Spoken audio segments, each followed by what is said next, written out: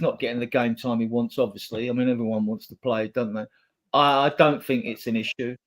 I do like Johnny. I mean, like, when you say about playing young players, I mean, like, whether you like Brennan Johnson or not, he gave him his debut away to Arsenal. What a game to give him his debut on. I mean, he's played Gray and Bergvall. I mean, Gray's played had 40 appearances now, and Bergvall's had 30 odd appearances. And the other players in the team are young. I mean, we had a 23-year-old team the other day for a game. So, I think I get where you're coming from. It could be we see how it pans out, really, because we can speculate on that one way or the other. But I mean, I love Mikey Moore. I want him in the squad. If you can bring Odebear and put it in, then you can put Mikey Moore in my opinion. Like, I love him. From Jose, and it's come up. I watched all the under-21 games last season. Wasn't too familiar with the under-18s, apart from when George Abbott stepped up as captain for the under-18s and moved in. When they started stepping up the season, but I can't say I did watch the 6-4 yesterday, though, and I posted it to everyone, the win against Arsenal, 6-4 Hotspur way. And then people start raving about Williams Barnett. I'm going, he's 16 years of age. I mean, calm down, for Christ's sake, Every time someone has a good game, Johnny, and you'll know, Johnny, suddenly they're a superstar already. Why aren't he in the first team squad, Listen, it's a massive jump. I won't bore you with all the players that I've watched that never made it. And that includes, watching other players from other youth teams, right? But there are certain players, for me, before Mikey came along, Jamie Donnelly, for me, was head and shoulders above everyone else in the, the academy, playing at every position. Just to clarify what I was saying, Adrian, what I'm saying to you is that he played Gray and Bergvall. He's been almost forced to. And, sometimes managers are fortunate in the sense that due to circumstances, they're forced to play players who turn out to be saviours. When you look at this season, Archie Gray and Lucas Bergvall are probably the shining lights to come through from the season, from this season's debacle. And I don't think it's solely because of Ange. I think Bergvall is his ability is superb. You saw that today when he came on, completely changed the tempo of the game. And Archie Gray, he's done all the talking on the pitch. Yeah. All right. Let me stop you there. Just a couple more people. Sorry. As I say, my evening is always complete when I get my time check from Melbourne, Victoria. Good morning, Peter, I should say. Good day. Graham, we got there. Super Spurs TV is our very own Blaine, I believe. Yeah, big up Blaine. So we're also going out live on El Tel Cockerel now. So thanks for that, and presumably a few more of you are joining. Let me go back to you, Jose. Let's stick for a minute with the starting lineup. Any particular comments on that? Before the lineup came out, I wanted to see Spence at right back, although he's done his best stuff on the left. I wanted to see Spence at right back because when Spence plays there, I feel on the eye test alone, I feel that I don't get him behind us. Where with Porro, they always seem to find space on Porro's side. So I was hoping that Spence would have started today at right back. Romero coming in didn't surprise me. It was going to be one or the other. Romero's been on the grass a lot longer than Mickey, so it didn't surprise me that Romero came into the side. I was quite shocked that he put Sarr and Bissouma in straight away because they haven't played. They've fallen off a cliff recently, haven't played for a while. And up front, I was happy Son didn't start. I thought they needed to have the rest. And I wanted to see Odegaard because I've only seen Odegaard once, and that was against Everton when we won 4-0 second game of the season. So I haven't seen Odegaard since then. So I was looking forward to see what Odegaard could do. But yeah, at the end of the day, before the game started, and as soon as I saw the lineups, and even before the lineups, I think the majority of Spurs fans were dreading today's game.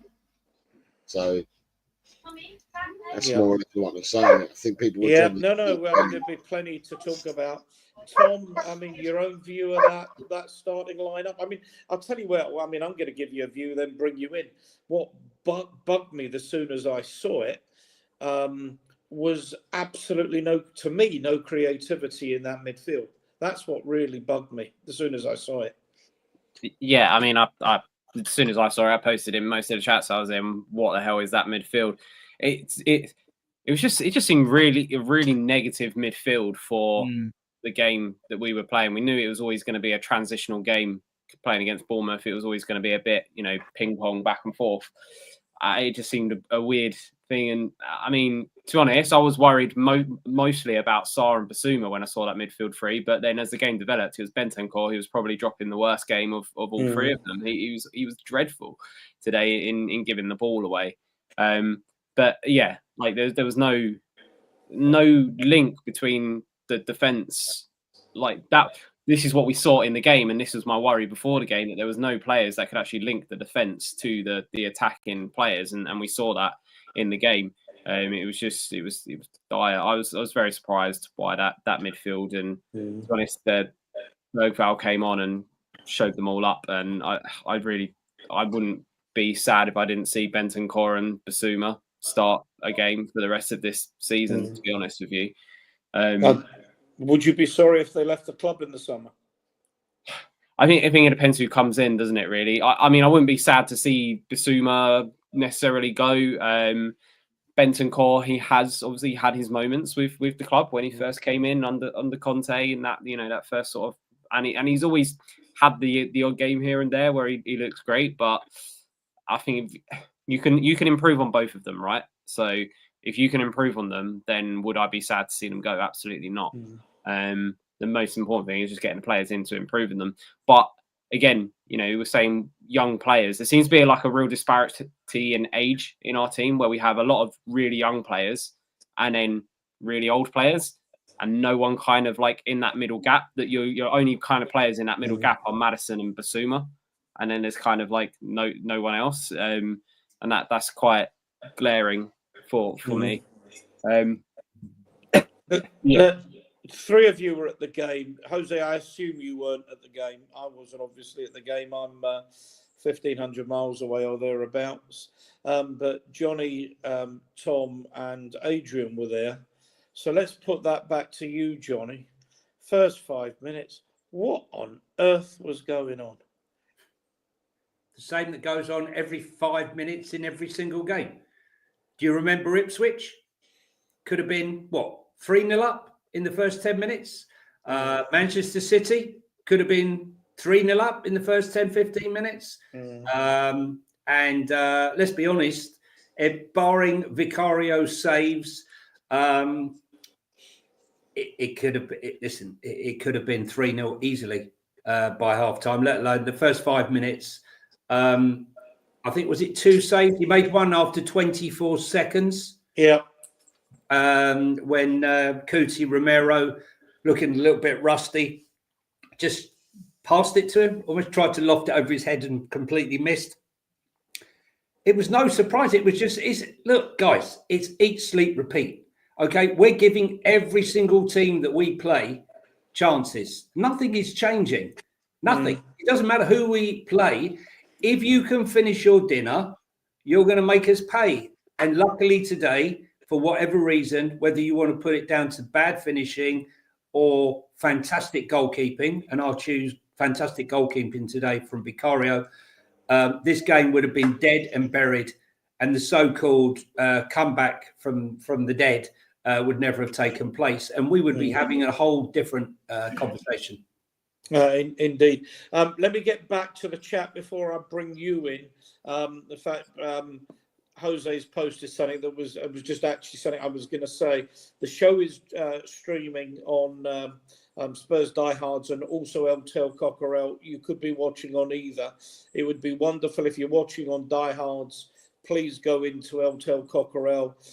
If you don't subscribe to that channel, subscribe to it and hit that like button, please. Also, if you're watching on Eltel Cockerell, please come over to Spurs Die Hards. Please like the channel. Please subscribe to the channel. You know how it helps us all. There's a question there, Johnny. Maybe it's something I'd like to deal with it later. Maybe is more injured. I'm not really concerned. I'm just freezing him out. He's not injured, or any mental health issues.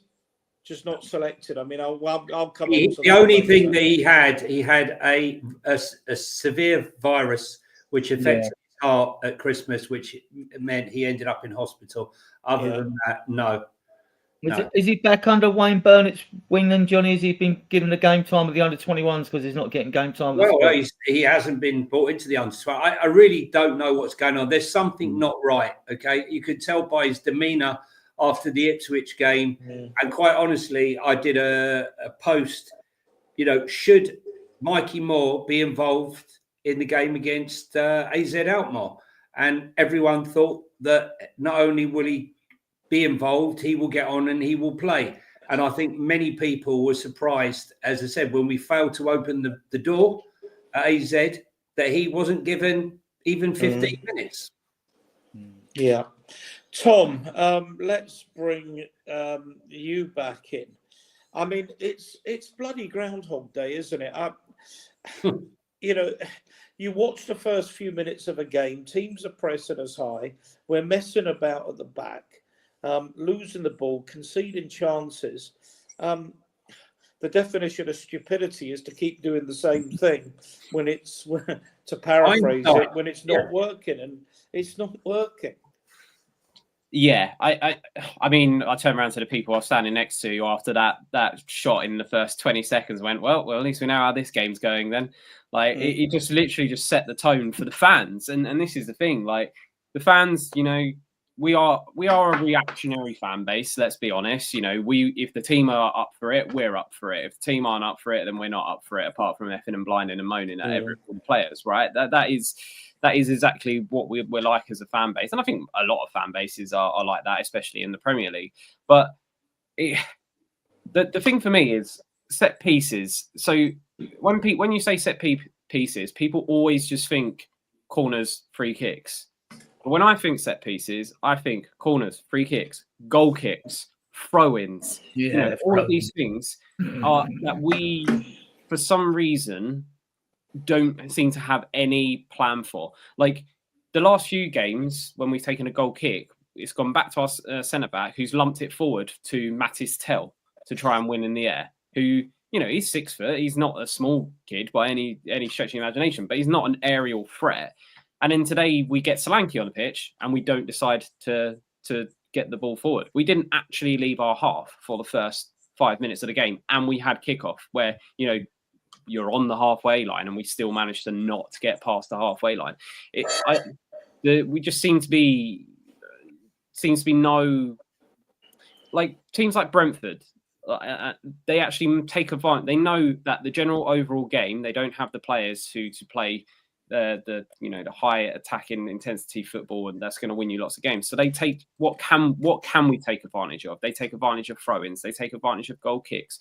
Brentford scored how many goal kick straight from goal kicks this season? Like 4, 5, maybe even 6. So they take advantage of the things that they can take advantage of, and we're just not taking any advantage of that. Throw-ins, I didn't shout. I shouted movement so many times today because every time we got a throw in, everyone's just standing still. It's like they don't know where to go or what to do, or whether that's a tactics thing or whether that's a personality thing that none of them want to get on the ball and make something happen.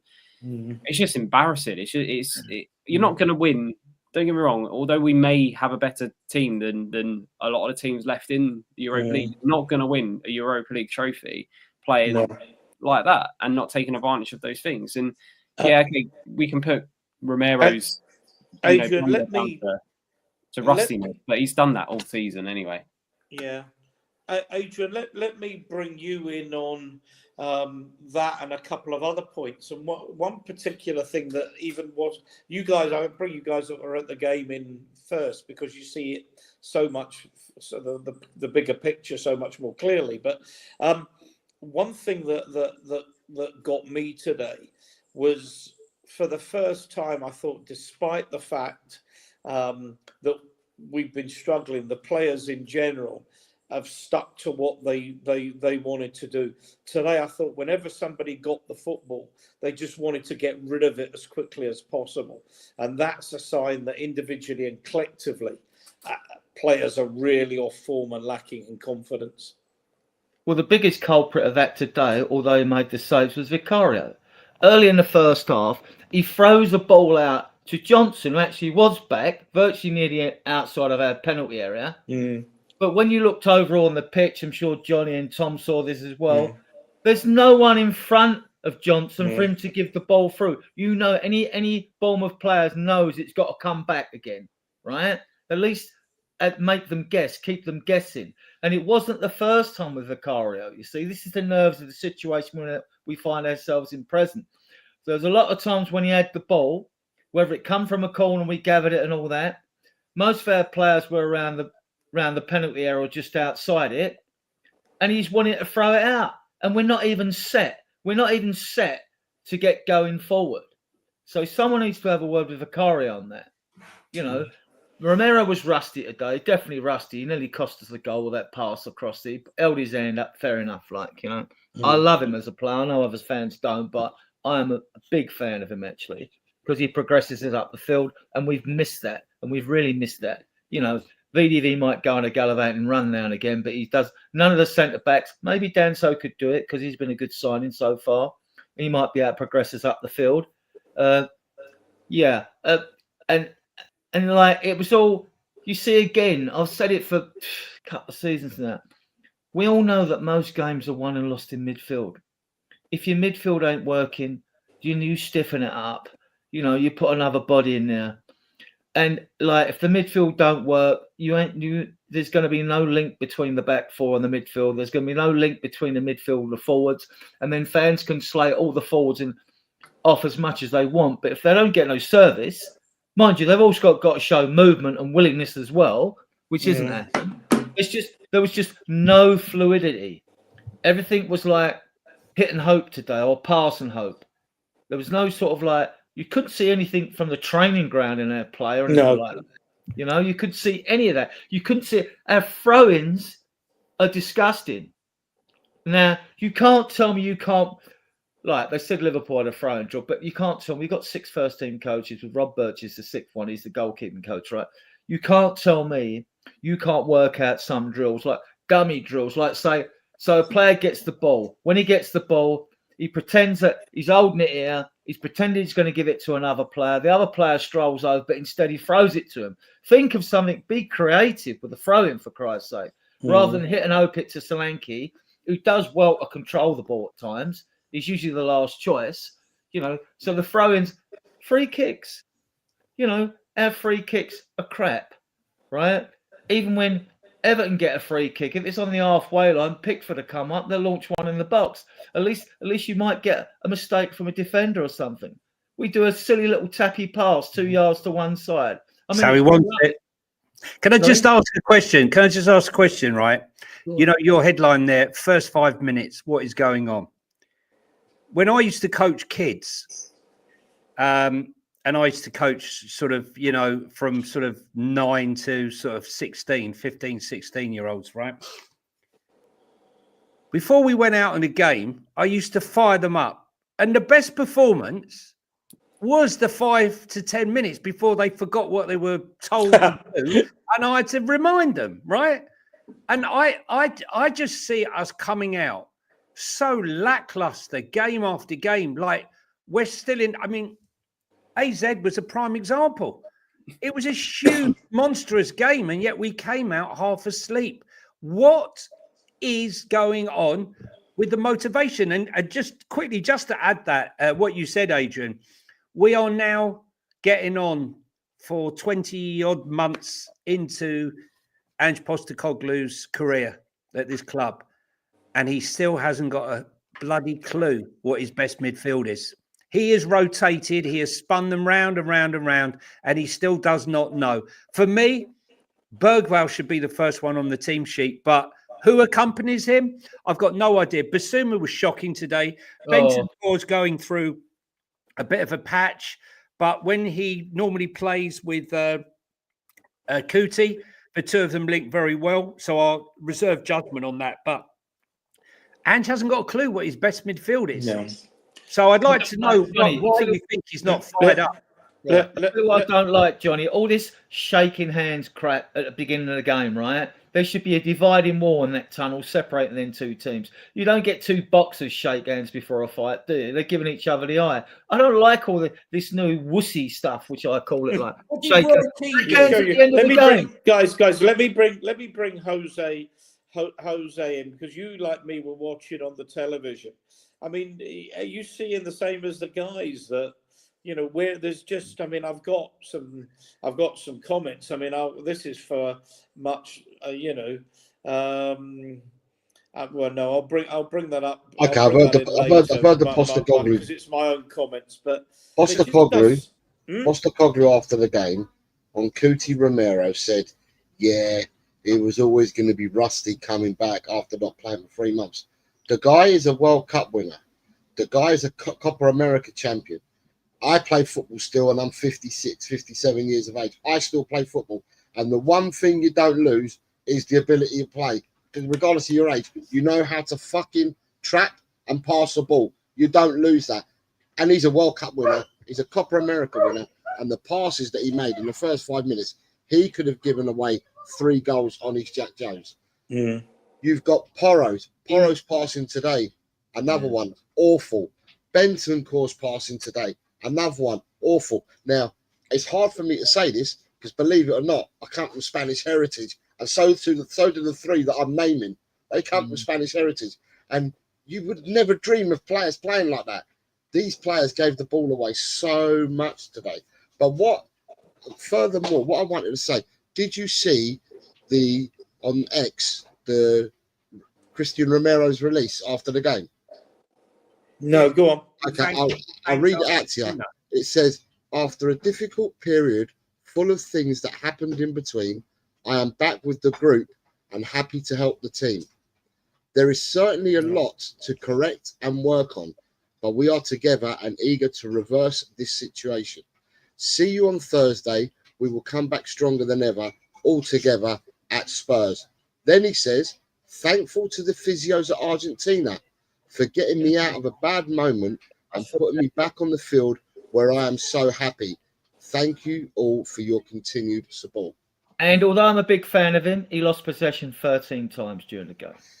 But it just goes to show that there is a lot. I mean, I don't work for Tottenham, but all I can say is I ain't a fucking idiot. Supported this club for over 50 odd years, and there is something, well, there's a lot fundamentally wrong at the club, both at board, at managerial, at coaching, at player. It's a fucking shit show all over the club. And it doesn't get any better.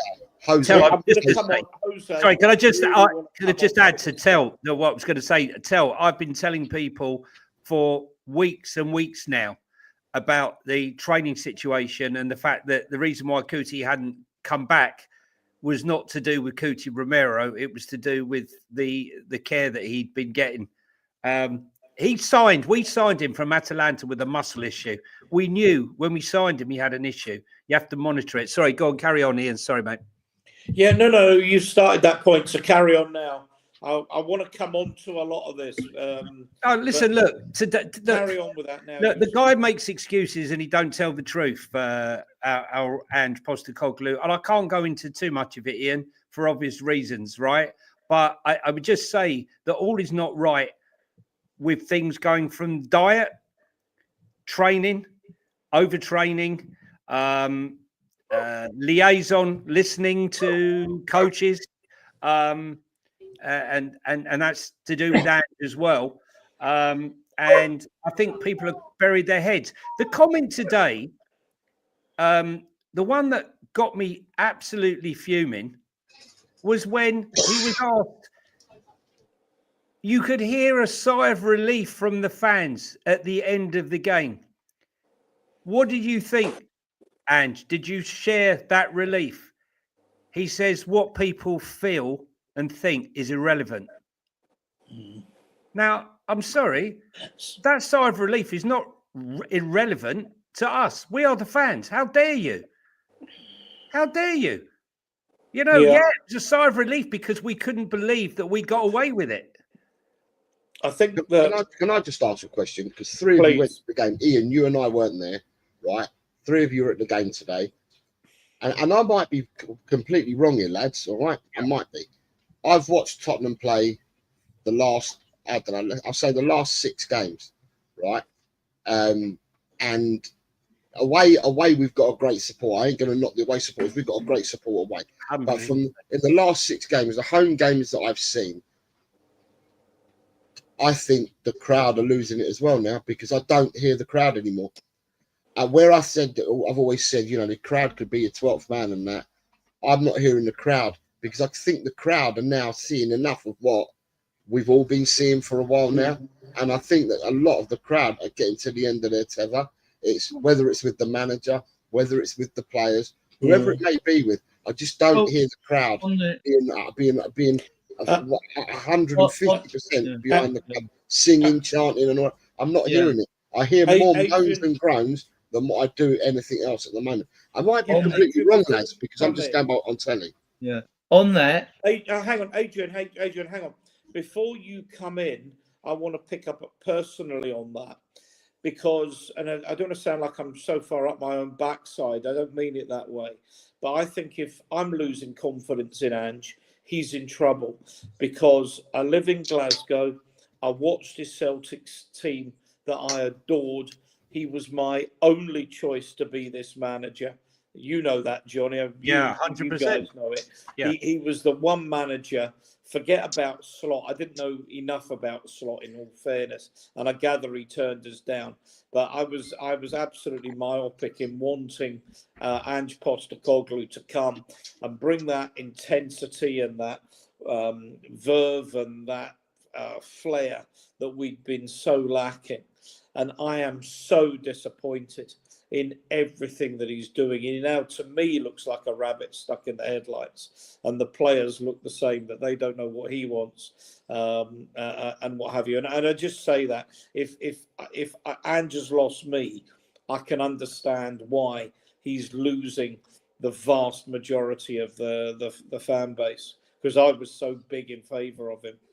But don't you think, Adrian, he's got a bloody cheek? Because I've got to tell you, when you turn up and you see what happened and what was going on in that first 60 minutes, it was catastrophe after catastrophe. But when that goal went in from Papa Sarr, the crowd woke up. Suddenly there was a belief. And the crowd cheered them on right to the end. They did. They weren't happy at half time. See, as I've watched the team over 6 decades, watched Spurs play over that, right? I mean, my Spurs core has always been, and it always will be, that you support, and I was brought up in the era where you support every player at the club, whether you like the ones that are at the club when you're watching them or not, every manager at the club, whatever. And there's been plenty of players and managers I haven't liked, right? But I didn't think were our DNA, right? I've always done that. Now, at half time, that's what annoyed me. I was annoyed when the Southampton booed the team off. There was only one anti-banner in the North Stand, about the managers in so many years, blah, blah, blah. But there wasn't one anti-Levy song, which surprised me. Yeah. There wasn't one protest song at all. I don't know, it's hard to judge the crowd at present. Maybe, the Europa League is the one. That's the sword of Damocles hanging over Ange's head, really. Lots of tourists, Adrian, today. Sorry? Lots and lots of tourists today.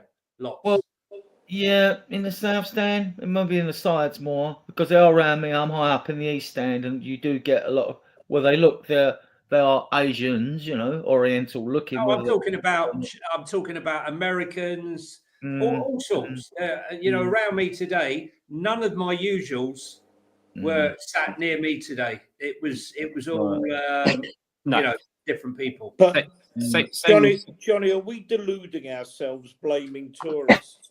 I mean, No, I'm just stating. No. Yeah. Ian. Yeah, From my Tom. perspective, it's not tourists' fault.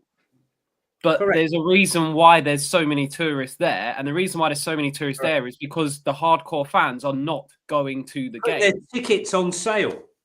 Like Correct. it's like I end of the day, if there's tickets available and people want to buy them, bloody well buy them. Like, yeah, and if they want to pay £100 to come and watch us like draw 2-2 with Bournemouth, more power to them. Like, but it's not tourists' fault. Let's get that straight. The problem is that the fans are so deluded that with everything that's going on at the moment. Just on that, they don't want to go.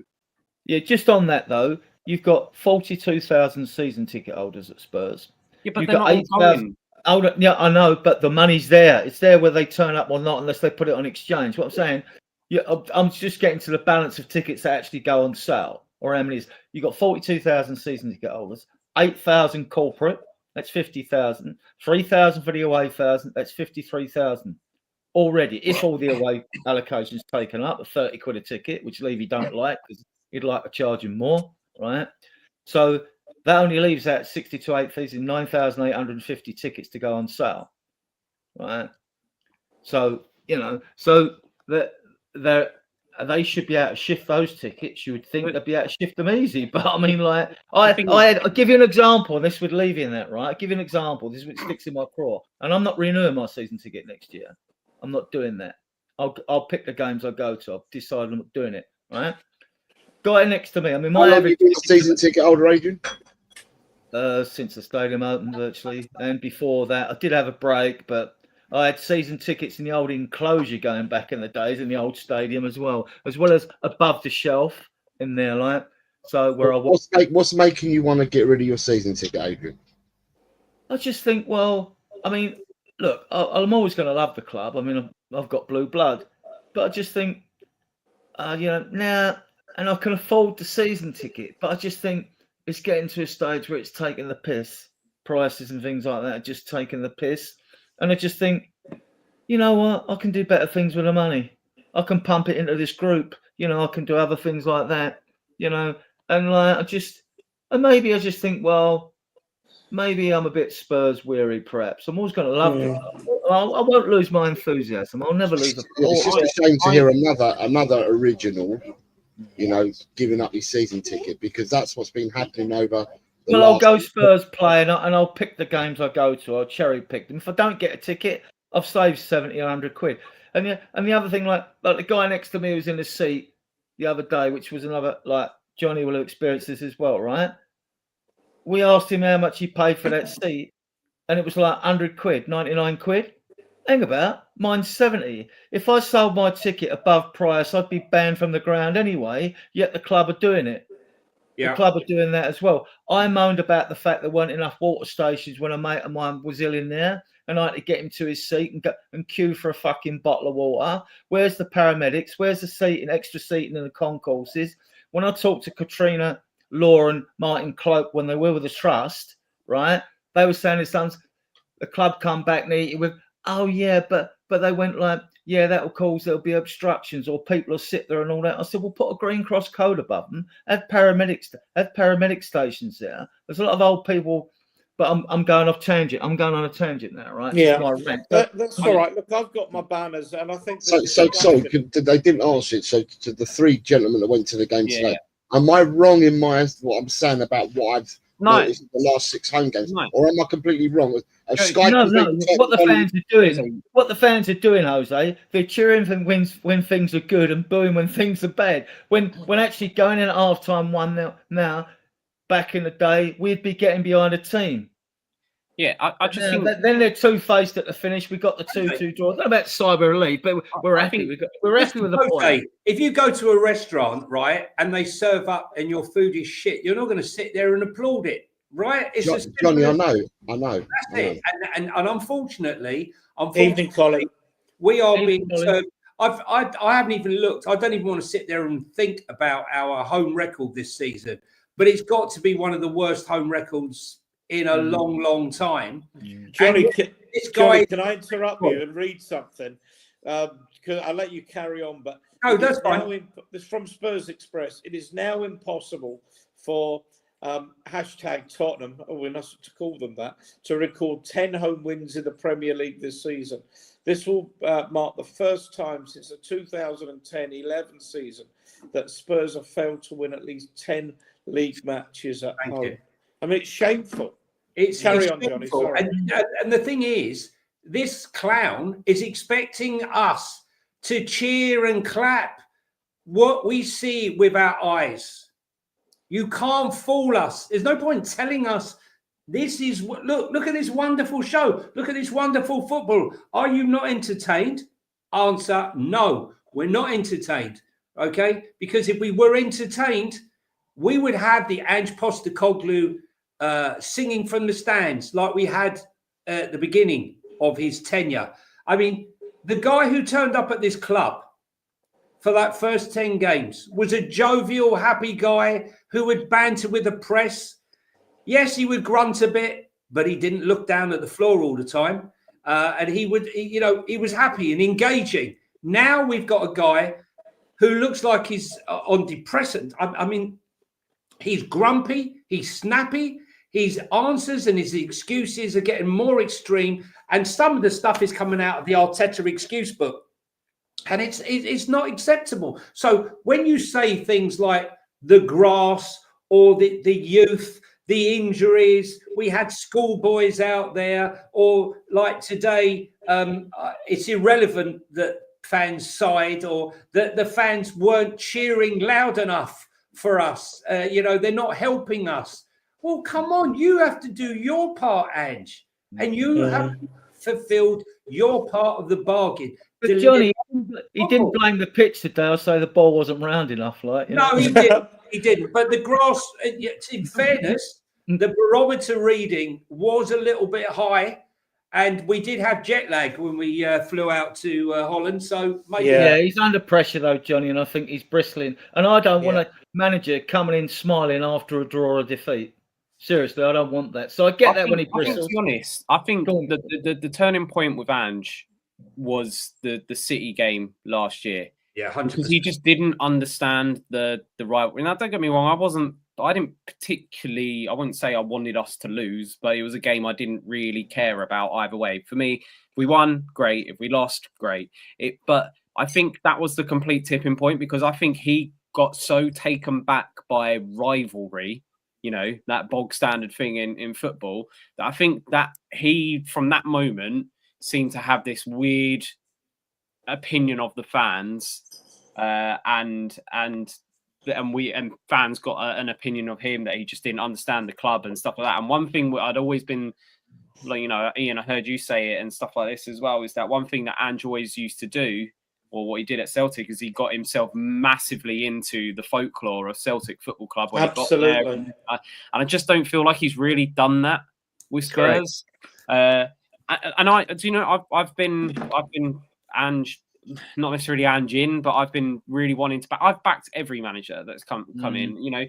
Whoever the next manager comes in, I'll probably back him more than the people that are crying for that manager to come in at the moment and stuff like that. I always try to get behind them, but I honestly, the last few times watching Spurs at that stadium, I've literally I feel like I could close my eyes and I feel like I am at a Mourinho or a Conte game with the negativity that I feel, let alone the negativity that I feel come around me. Like I know I'm particularly bad for shouting things during a game, but I was like that as a player as well. I shouted things and I was very vocal and stuff, and I find it frustrating. But like, coming back to your point, Jose, the atmosphere was terrible today. I said earlier, it's turned into a very reactionary crowd, but that's because the hardcore season ticket holders are just not bothering to turn up anymore. And Adrian, you're saying about your season ticket. It's something that I'm thinking about. I wanted a season ticket all my life. I finally got one when we went to Wembley and then back to the stadium and stuff like that. But it's too expensive for me now. I'm paying over £1,000, for my season ticket, the second highest season ticket prices in the whole of Europe, and I'm not getting any value for money apart from the fact that I get to, go to watch the game with my dad and family and stuff like that. But I could do Yeah. that. Go to Yeah, and Cheshunt. you're a Celtic fan as well, or a closet Celtic fan, one or the other. What I want to ask you now, I was one of the Spurs fans, being old school. I wanted us to win that Man City game last. Yeah, I did year, too. right? But because I So believe did you I. go out to win every game. But imagine that scenario of Ange with Celtic and Rangers, right? Would you have said the same thing? Do you think if it was Celtic and Rangers? Eh? Would he? I'm not going to go through the minutiae of this game. Okay, fair enough. Because all I right. think there's You just swerved more it. All right, things fair to enough. Can I discuss. just add to it to what you just said just before, just very quickly? When Ange had that rant at Man City, that was not about the game. What came out of his mouth was about that game. But he also said, I've learned a lot this week, both inside and outside this club, that I wasn't aware of. And that was after the Everton game. He came out with a statement, Ange, and said that none of the kids, the academy kids, were anywhere near good enough to play for the first team. And they were not happy about that. And he was reprimanded for it because of the amount of money that's been invested. Imagine if you're a kid that's in that academy and you hear your manager say that. It's hard enough to make them believe that there's a pathway to the first team at the best of times. So people had a word with him and he got pissed off. And that rant wasn't, where was that passion when we were playing at Arsenal and we were 3-0 down?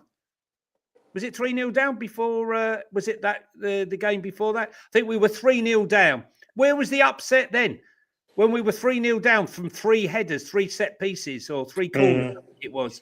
No, it wasn't. Yeah. It was nowhere. So I'm just to say that I'm like you. That's when it all started for me as well. Yeah, But hang on, let me ask you this, Jose. Was, in all fairness, was Ange not right?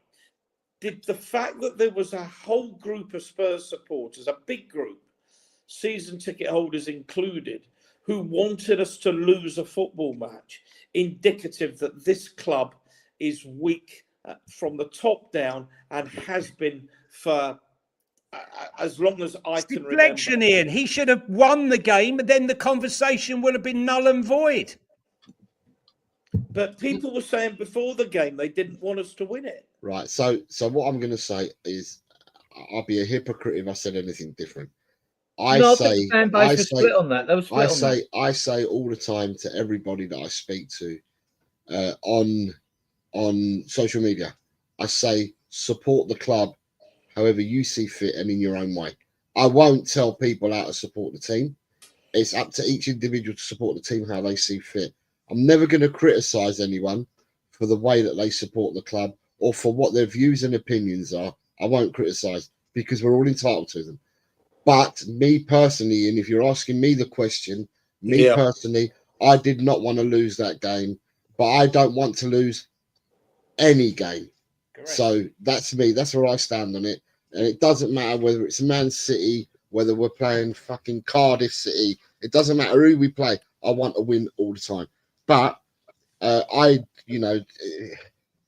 each to their own. Every person's entitled to support.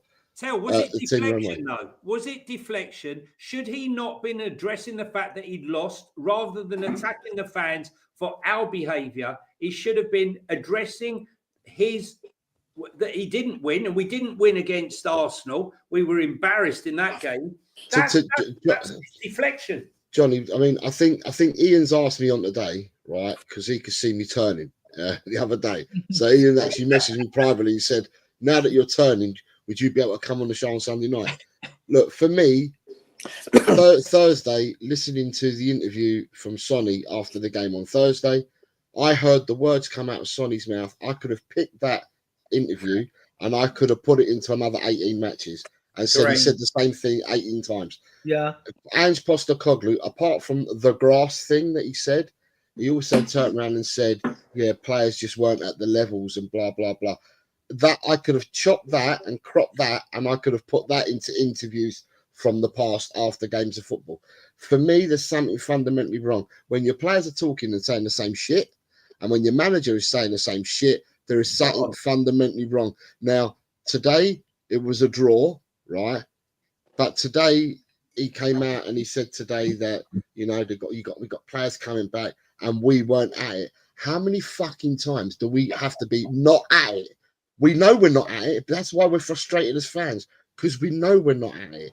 Now, at the end of the day, I'm not putting the blame on one area here. I think there's a lot of different areas at the club that have to portion blame. But at the end of the day, what's happening is not right.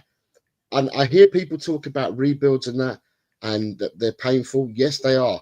But there is no way in hell that anyone that goes, or anyone previously that's gone into a rebuild, loses this many games in one season in part of their rebuild. So, you know, at the end of the day, the stuff at Tottenham is just not right. Jose. Okay, tell me someone else who's had a rebuild, Adrian, that have lost as many games as what we have in their rebuild in one season. And we haven't finished the season yet. Tell me any other team, right, that has lost their two most important centre backs, their number one striker, right, their number one goalkeeper who's just come back, and their best left back from last season has only just come back. Adrian, and whose fault is that? Let's compare this. Hold on. Whose fault is that, Adrian? I'm just saying, whose fault? Whose fault is that? Let's just compare last season, right? And start the season, he loses arguably the world's best striker. We break the Premier League record. We win 8 games and draw 2. That's still a record now. VDV then gets injured, right? Then you get Maddison gets injured, right? Matty Cash does Bender Corey gets injured. Then you get Basuma, who I've got no time for whatsoever, has 3 suspensions. Romero has 1 suspension. Players away on international duty, right? And then we finished 5th in the league. I thought he did bloody well last season to get 5th. And he's not clueless because he's been in the game 26 years. If people don't like him, I don't like him staying in football, that's fine. I can live with that. I can live with people that don't want Ange or don't like Ange. That's fine. All Evening, Ryan. Losing players to injury. Hold on. If last season wasn't bad enough, Jose, where I will stick up from, this season is worse. I don't know anyone who's been dealt a worse hand than this. Now, whether you still rate the man or not with the hand or not, that's your opinion. But I think I'd like to see what he could do in a season. He probably won't get the opportunity. He's not going to get sacked before the summer. If he goes, it'll be in the summer. I don't know. I don't know. I've seen comments today. Levy's not going to put all the pressure on himself. Levy's the hub in the middle of the world. All the spokes point to Levy. Gets rid of Ange. There's no one there between him and everyone else, right? So that's not happening. Well, but I could be totally wrong. You know, I could be totally wrong. And I think he's been dealt. I think Ange. I don't think Ange. I like the guy. I actually like the guy. I'm Angeing because, one, I don't want another Reece. Where does that leave us if we get rid of him? Where does that leave us? Fans need to think about that. It's all right, want him rid. If you don't like him, that's fair enough. Like you don't like Adrian. It's not liking him, Adrian. It's not liking him. Because the thing is, at the end of the day, it's not about not liking him, right? It's this ain't a fan thing about liking someone or not liking someone for me, right? For me, fundamentally, it's the club. There's different parts of the club that take blame and apportion to this. At the start of this season, we were fucking undercooked in the market because we didn't. We were four or five players like. So therefore, whose fault is it? Somebody's got to take the blame for not having the squad. Right. We only brought in one established player, one oven-ready player, and that was Solanke. We didn't know how Bergwall and Gray would turn out, although I had every confidence in Gray, and I'd watched Bergwall and I thought, this kid's got something about him, but we'll see, you know. And I'm happy with both of them. I'm more than happy with both of them. Right? Can I bring Johnny in, please? Sorry, just one thing before Ian goes in. I do not believe in any shape, way, or form. I'm really sorry that this squad is a team or a squad, whatever you want to class it as, that should be sat on the verge of being in 15th, 16th place. We're 13th now, joint 13th. I don't believe it. I will not believe it because he's refusing to change the tactics. He's not adapting. And I've had to sit and watch this.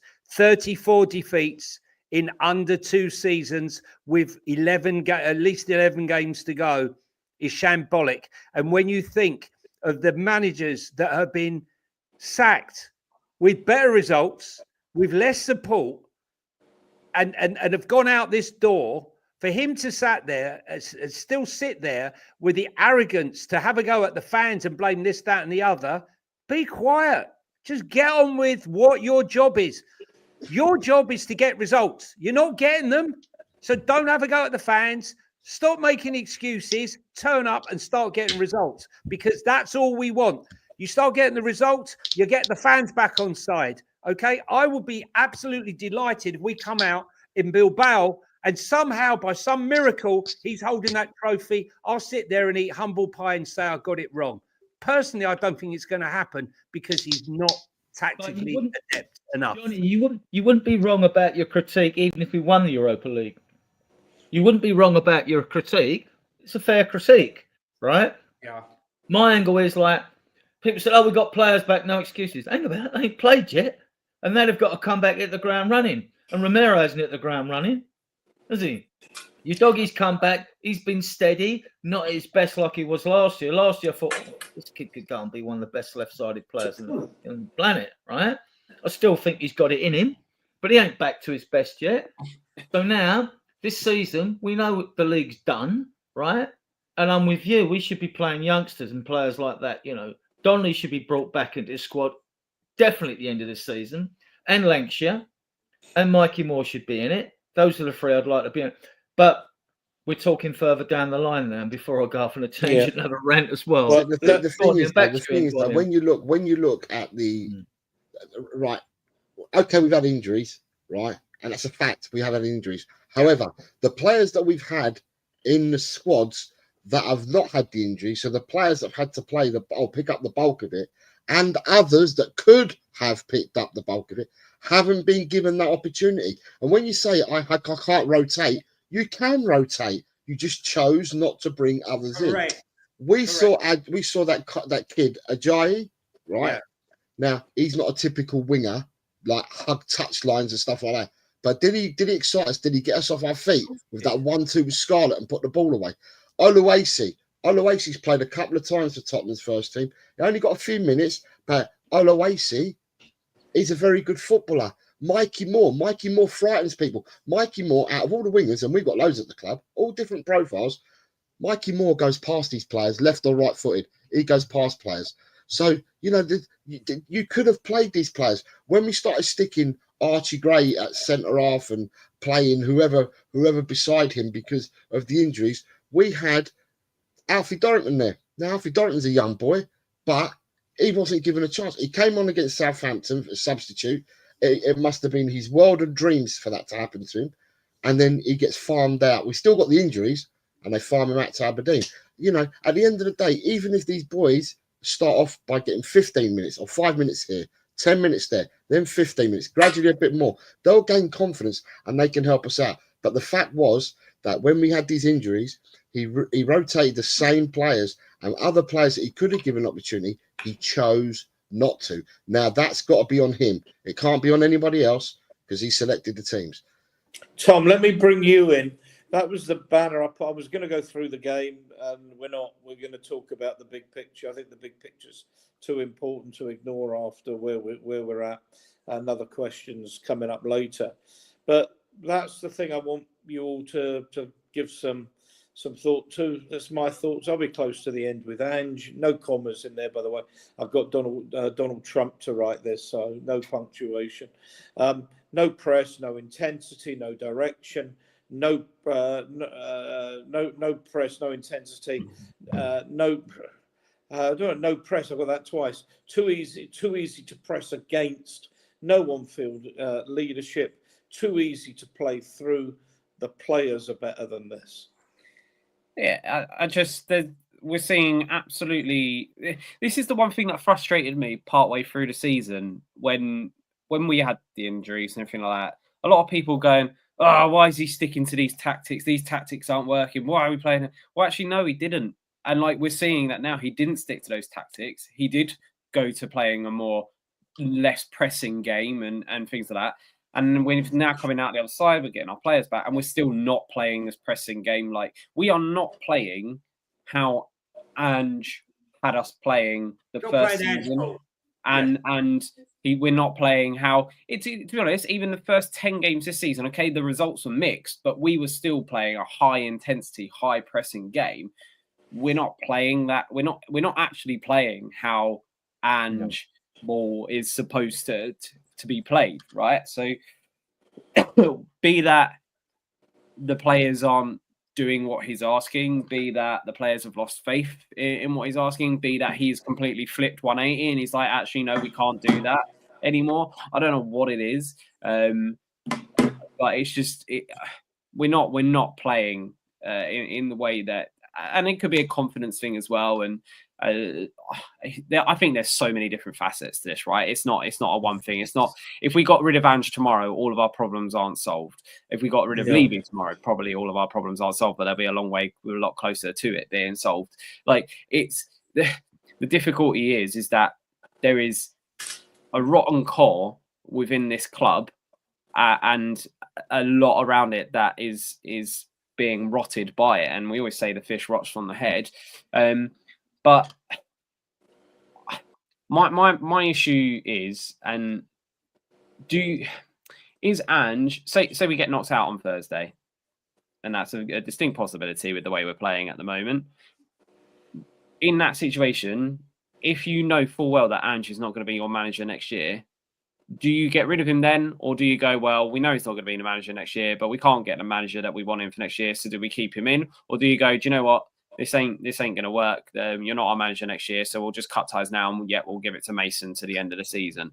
And then what? Like, I think there's a lot. That Mason's never going to be the manager, so what's the point of doing that? It's no point. I'm going to come on to that, but Tom, yeah, are we close? In your view, are we close to the end with Ange? Well, we're closer to the end than we are to the beginning, aren't we? We always. I don't see, unless we go out on Thursday and stuff out 3-4-0, and then carry on that form going for the rest of the season. I don't see how Ange is the manager next year. So are you saying that is? So you're not saying it's the beginning of the end. You're saying it's the end of the beginning. No. It's no. It's not. No. And like I said, unless there is some miraculous turnaround for the last few games of this season, if it carries on as it is now, then it's over. It's done. Like, you have to get someone new in. We can't keep going like the way that we're going at the moment. And who comes in? I don't know. There's plenty of people it could be. Whether or not they're upgrades or downgrades, I don't know. But I don't foresee, unless, like I said, everything changes and say these last 10, 12, 13 games that we might have of the season go how the first 10 of his tenure went. I don't foresee how Ange is our manager next season. Johnny? To me, Adrian, hang on. Adrian, let me bring Johnny in on this, because I know he's probably one of the reasons for asking him on tonight was he's one of the more vociferous Ange critics and has been for some while. Yeah. Look, as I said before, I would be happy, delighted for him to prove me wrong. But players aren't happy, right? That's all I'm going to say. But what I would say to you is that if he loses, I don't believe we will lose against AZ. I mean, they have their three best players, Van Bommel, Ibrahim Sadiq just came on for the last couple of minutes. The other guy, I forget his name now, he wasn't even playing. And Van Bommel's replacement, who's a good kid, he went off injured after Bergvall took him out after about 10, 15 minutes. So I don't believe that we will lose. Therefore, this will get dragged out. But I certainly don't think that he has enough tactically to outsmart potentially Eintracht Frankfurt or Lazio. If he does, by any chance, lose, I think he has to go. And I think we have to be talking about preparing for next season. going through the motions. Daniel Levy, it would be a disaster for Daniel because the season tickets have just gone out. Premium. The letter's gone out for premiums. I've had mine, and I'm speaking to a few people today at half time. They said, nah, I'm not coming back. Even if he pulls it round, I can't watch it. Unless he goes, I'm not coming back because I can't watch this anymore. Johnny, is there a price increase? Well, for me, I'm not sure. I think I must have been on medication when I signed my contract because I signed a 10-year deal, right? So they, yeah, I know. That's what I was thinking. So basically, they can't put mine up by more than 3%, Ian. But did they try? Yes. Last season, they tried to put it up by, I think it was 7.5%. When they froze everybody else's, I said, well, hang on a minute. I'm a fan. No, you're corporate. I said, no, I'm not. I'm a fan. But what they do is where I sit, they charge VAT. So not only do they charge ridiculous sum of money, which I'm not going to say, I'll tell you later, Ian, but they charge the VAT on top. And they tried to stiff you for a ride. So they had to back down on mine because I've got a clause in there which says, as I said, can't go more than 3%. But they will test the water with us first, and they will test the rest of the fan base second. But he will be waiting because they were meant to release the news about potential price increases or freezing last week. Let me tell you, he will be praying that we get through AZ Outmark, and then that week, the season ticket news, price of the season ticket will be released. If we lose, I think it might be delayed a bit. Jose? But either way, Johnny, the price is going up. Yeah. Well, the clubs haven't raised theirs, so that puts the pressure on. There's a few clubs. 42%, Jose, right? You know, like ambition. If you're going to show me ambition, right, and we're going to bring in this amount of money, at least pump it to 60% wages. Look, it's not about the transfer fee because we know that the transfer fee can be amortized over the 5 years or 5+1 of the deal, right? We know that. We all know that. Anyone with, with a background in this stuff will understand that. Where the signing matters is the wage. If you pay them, they will come. Look at Chelsea. They were sat right at the bottom, having a terrible season. Didn't stop them signing player after player after player, did it? And the same will be for us. But I wouldn't come here. If I was an agent right now, I would not be bringing my player to this shit show of a club right now because, as you said, Tel, right, there's something rotten from top to bottom right now. And unless we eradicate and take out and cure the disease, we're just going to be in this situation again. But I do believe that a better coach and a more adaptive coach, a younger coach, not so set in their ways, would do a better job than where we currently sit. Adrian, I know you're going to defend. Yeah, I mean, I want to go back to the midfield again because, like, you're on the planet at the moment. But... yeah, I mean, to me, when I've seen these, I mean, I've seen this with midfields that can't dig us out of a battle, right? And sometimes, I mean, Maddison's stats are good, 10 goals or 10 assists, his stats are good, and he's a very good footballer. I want him to stay at the club. And you look at other times when, like, we've had to fight and have a battle. I mean, he didn't battle well when Leicester got relegated, and Tielemans didn't help out much either then when they went down. And I look at our midfield, and whatever three we choose, sometimes it just lacks fluidity and cohesion. And it's all right having Bergvall, who I love, and the more I see him, the more I like him, going forward. But, like, whatever blend of midfield we try, they all seem to play as individuals rather than as a unit. And, like, your midfield has got to be solid. We were all taught as kids, most games are won and lost in midfield. And that's true, unless you play long ball football and you hoof it, right? That's true. And it's not happening. And we're not getting grips of the game. We're not controlling games. So why? That is the key. That's what. Why are we not controlling games? That's what coaches should look at. Even the Spurs coaches. Why are we not controlling games? Yeah, and it's because the midfield is ragged, like playing as individuals. I mean, Bergvall's looked good for all the mess, right? And Bentancur was brilliant when we played Brentford away and won. He was excellent off the ball. And then why have we got such inconsistency? I mean, it's not that these players aren't good individually, but if they can't become a unit together, then you've got to get rid of them.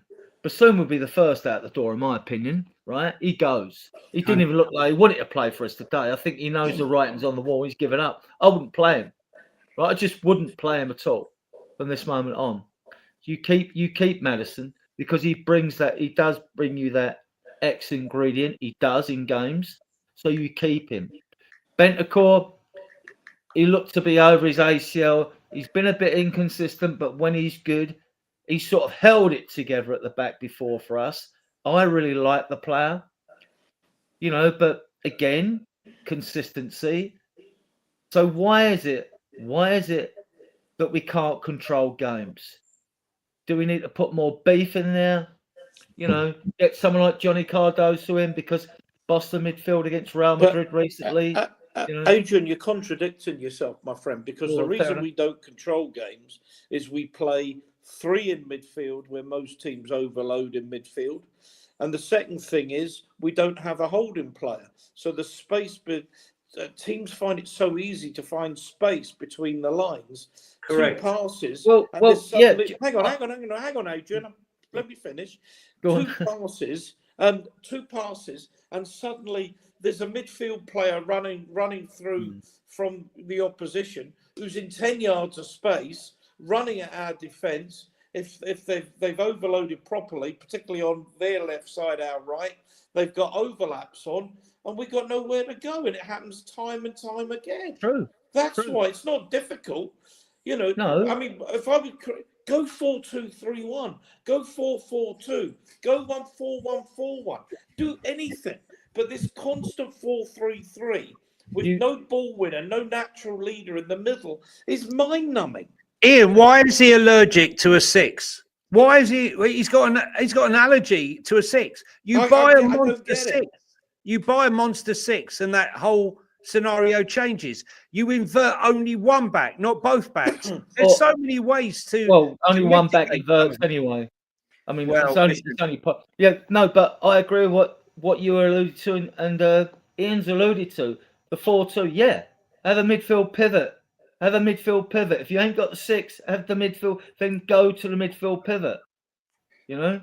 Because I'm frustrated because I thought it could work. Intensity. If you've got the ball, the way, for example, Celtic had the ball, and you play with that level of intensity, you can't concede goals. But you saw our passing today. You can't play the way we play, with the openness we play, with the you have the ball, we'll have the ball. And knock it back and forward and lose possession the way we lose possession. I mean, the only thing I'll say is how on earth we got away with it today. But it was a miracle. It was a miracle. But you keep doing. This is what I said earlier. You keep doing the same thing. It's not working, and he doesn't, and he refuses to change it. Tom, what's your view? I haven't heard from you for a minute. I could just ask you just one quickly because I haven't seen the replays or anything. But was it my imagination, or was that a completely needless penalty given away by Kepa? Because it looked like it was running away. Needless. Yeah, the ball was gone. The ball was gone. Son was clever, but he shouldn't have come out. And having come out, he should have just stayed upright. Having seen it on the television, we were gifted the penalty, Johnny. We were gifted to concede. Crazy. Gone. There was no danger. He didn't have to do anything. He was going away. He came out of play. He was going out of play. We got gifted the penalty. Yeah. To be honest, it was the one time in the game where we actually played some decent football as well. Like players actually one-touch passing and moving. It was the only occasion I can really think of where we, actually played what I would see as Ange ball, air quotation, where the one touch passing and quick movement. Well, And I mean, what I've noted, Tom, you can pick up on this. 63 minutes. There was a wonderful move between Son and Maddison. I've got to open Brighton up. We were playing Bournemouth. I'll edit that. And then Sarr misses. I'm going to edit that. And then, and this is the point I'm making. 65 minutes. Even Ilson again. It's just. I mean, they were good goals to score, but it's bloody Groundhog Day again.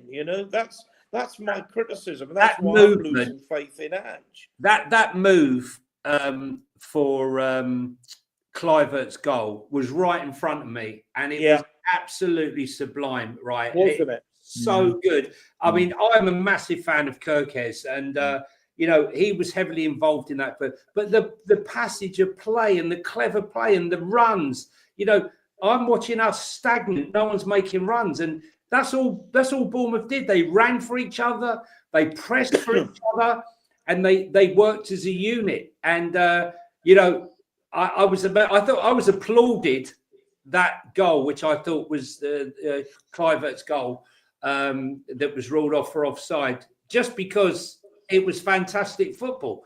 I don't often do that, but Semenyo was offside just inside the half, wasn't he? That's In fact, funnily enough, I thought that's offside. And then the move was so bloody brilliant. Yeah. I've forgotten it deserved a goal. It deserved a goal. We're all football fans. The thing for me, watching setting up from Blade, who's just posted.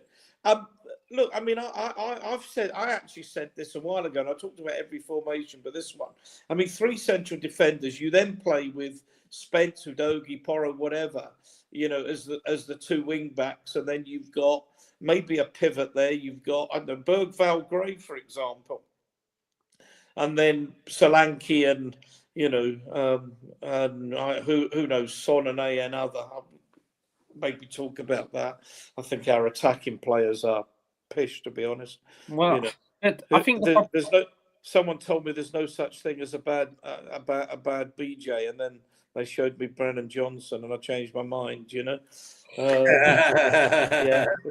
I think the thing for me, Ian, with our attacking players, is that we seem really rigid. Like there's no fluidity in our play, and the one time there was fluidity is when we got the penalty. And I don't know whether that's a tactical thing or whether that's a lack of confidence thing or whatever, because we were playing fluid football initially under Ange, right? But we're not now doing that. Everything seems so rigid and as if players either don't know what they're supposed to do or are too scared to not do what they're being asked to do. Whereas with Bournemouth, I to be honest with you, I actually don't think Bournemouth played that well today. I just think they had 3/4 attacking players who are given license to just play football. Keep your wit, and if you get the ball, try and make something happen. And they've got Semenyo, they had Tavernier and Kluivert, who are all players who are very confident at 1, running with the ball, 2, passing the ball, and are happy to take on their man. Kirkes, obviously, doing his overlapping runs. And what about Huijsen? How good was Huijsen today? Dean Huijsen. He was unbelievable. Fabulous player. What a player. He done everything he needed to do. Like, I don't think he done anything special, but he didn't need to do anything special. I don't think we really made their defenders have to do anything special in today's game. But for a 19-year-old, he done everything and more than you would expect. Johnny, I'm here with a mate golfing. I said to him, watch this player.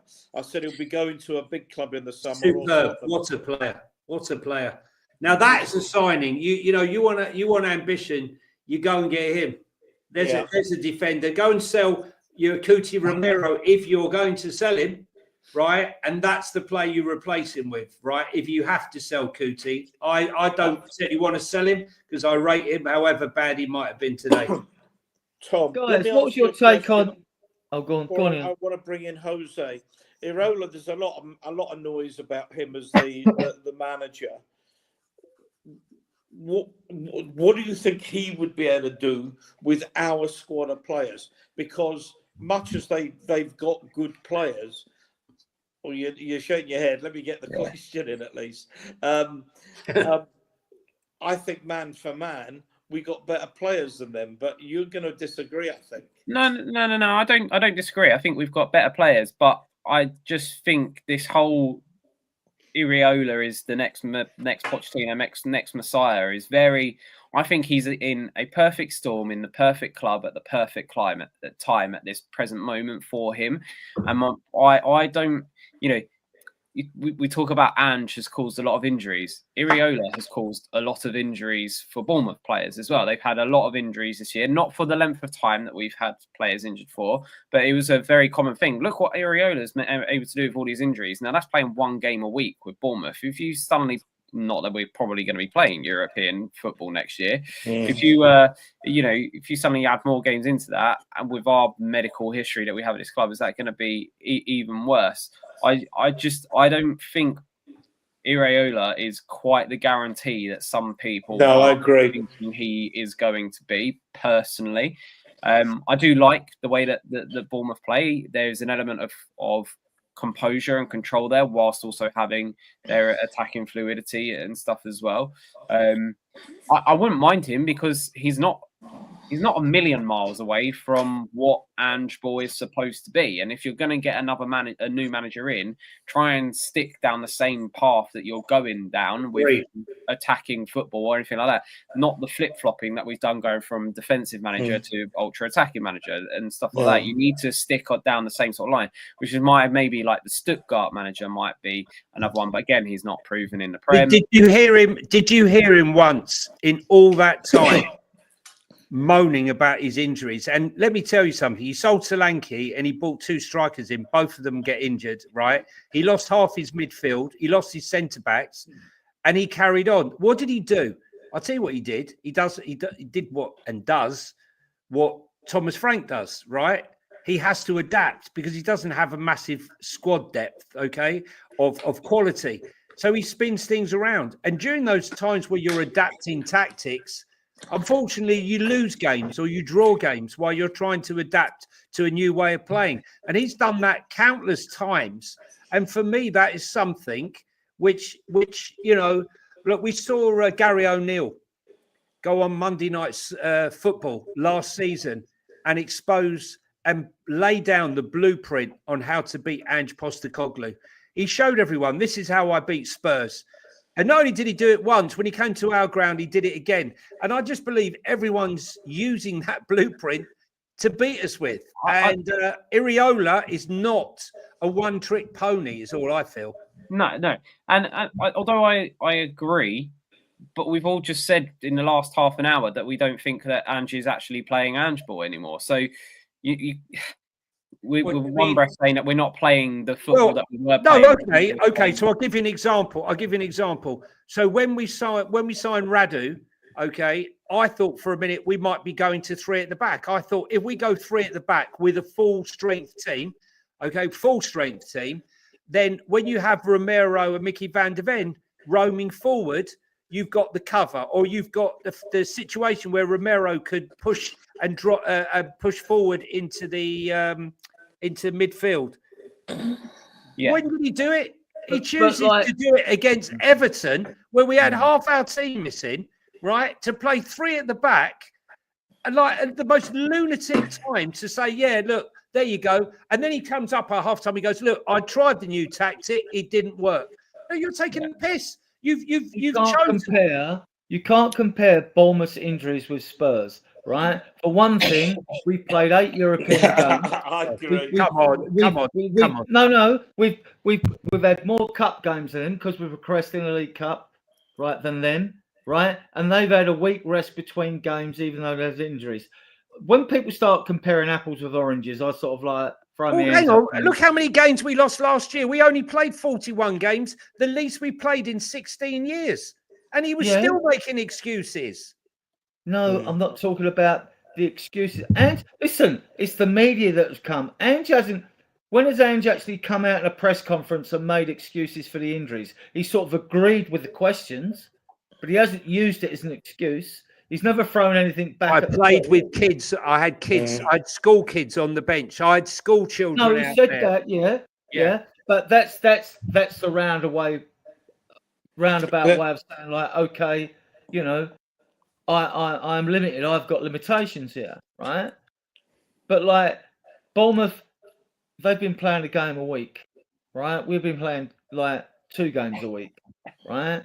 So that has an effect. I don't think Ange is blameless in any of this in any way, No, shape, he's or not. form. No, I he's not. think he 100% should have used those youth players like in that period of time, because actually, if he had been using those youngsters and those youth players, people may have had a bit more kind of sympathy for it and going, you know what, at least he's giving these kids a go. We're not, as Spurs fans, we want to win every game, but we're understanding that at a moment we're playing 16, 17, 18, 19-year-olds and stuff. So I completely, like, he is not blameless in this in any way, shape, or form. But at the same time, you know, yes, it's been a bad hand. He's been dealt in terms of the injuries and stuff this season. But you have to try and make something happen from that.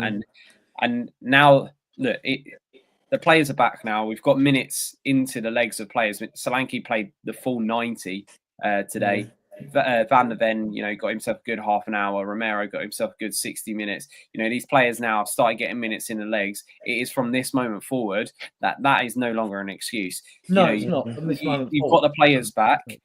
Yes, you need to get them up to speed, but they're getting up to speed now. Now is where it has to be seen. And if you don't show any improvement for the rest of the season, then there's absolutely no way you can be the manager next season. Ian, The person that you said, Johnny, if our choice, and our choices are probably going to be limited for managers, because I can't imagine there's going to be too many managers wanting to come to Tottenham Hotspur again, unless you pay them a ludicrous wage. But actually, I would probably prefer Thomas Frank over Iraola, because fair enough. That's fair enough. I mean, some are suggesting Terzic. Listen, sorry to interrupt you, Ian. Unfortunately, I have to go. As you know, I've got a red eye to Glasgow in the morning. Thanks, thanks, Adrian, and Tel, and all of you. Thank you. Yeah, and just to say before Johnny, I go, you can call me Jose. I'll allow you. Sorry, Jose. Do you know what? I'm sorry. Do you know what? I'm bloody tired. I would just say that I don't remember the last time. Maybe someone in there can let me know, and Ian, you can let me know when someone answers. When was the last time we only had a 35% win rate at home?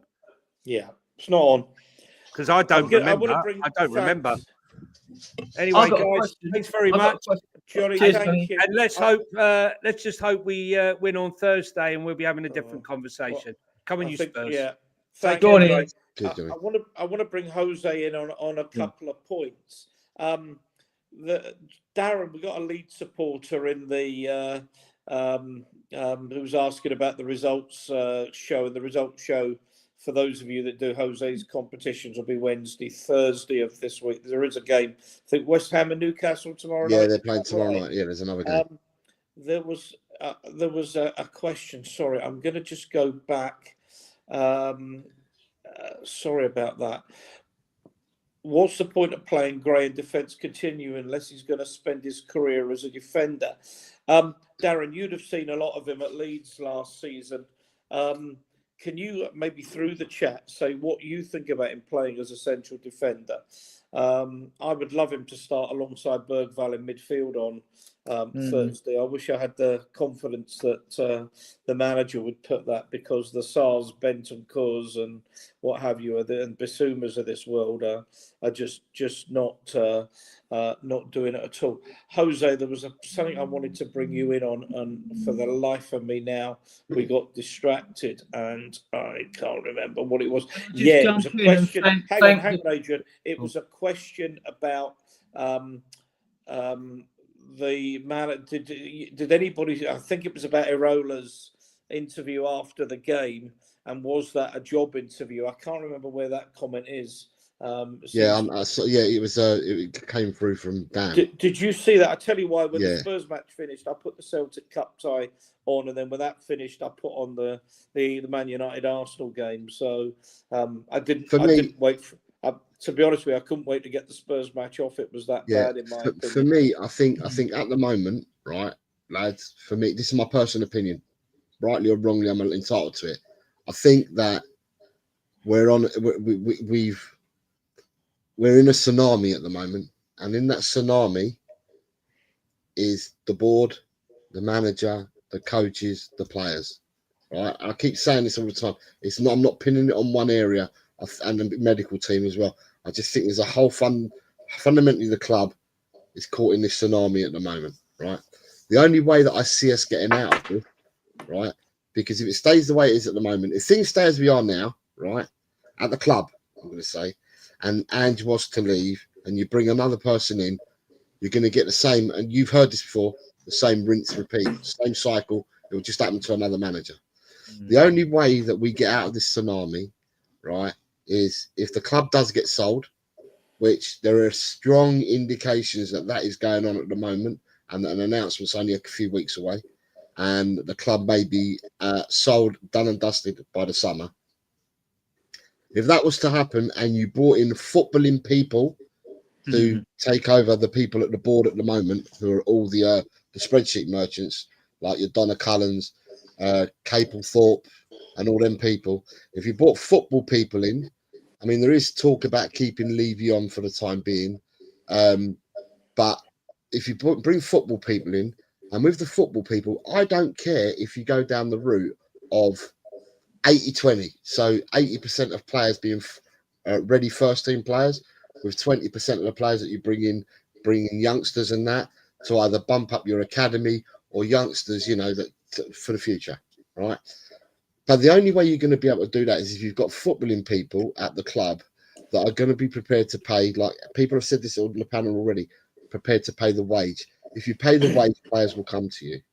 And at the moment, the way that the tsunami is at the club and the way that we're structured and the way that we do things, I mean, some people are going to be better at maths than I, but this spend to squad ratio percentage or whatever, we're at 42% at the moment, is the lowest in the whole of Europe.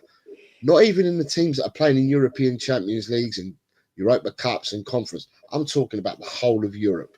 So if you look at the whole of Europe, we are the lowest for the wages ratio. Now, for that to happen, you need to have footballing people. If we get footballing people in and we change the people that we've got there, then there's a possibility that we can get out of this rut going forward.